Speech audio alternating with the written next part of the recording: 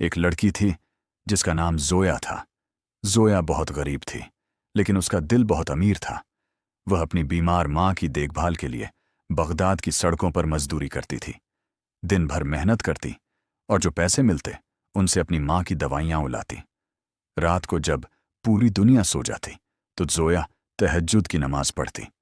आंखों में आंसू होते और जुबान पर बस एक दुआ, या अल्लाह मेरी माँ को सेहत दे देना। सुबह होते ही वह फिर से मजदूरी के लिए निकल जाती। एक दिन बगदाद में एक अमीर ताजिर व्यापार के लिए आया।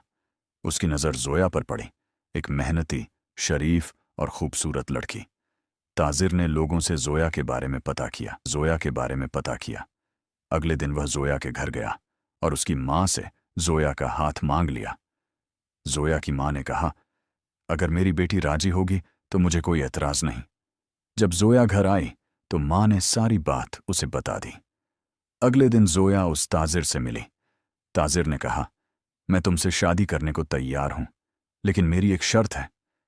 तुम्हें अपना हिजाब उतारना होगा ताकि पूरे शहर के लोग मेरी खूबसूरत बीवी को देखें और मेरी तारीफ करें।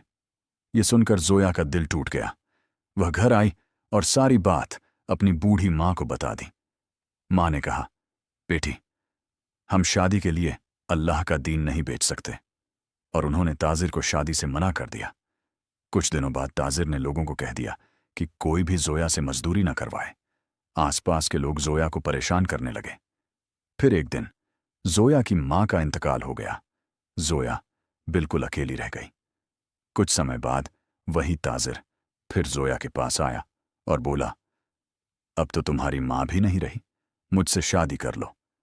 जोया ने मजबूती से कहा, मैं ऐसे इंसान से शादी नहीं कर सकती जिसे अल्लाह के दीन की कदर नहीं। आगे जोया के साथ क्या हुआ, ये जानने के लिए वीडियो को लाइक करें और चैनल को सब्सक्राइब करें।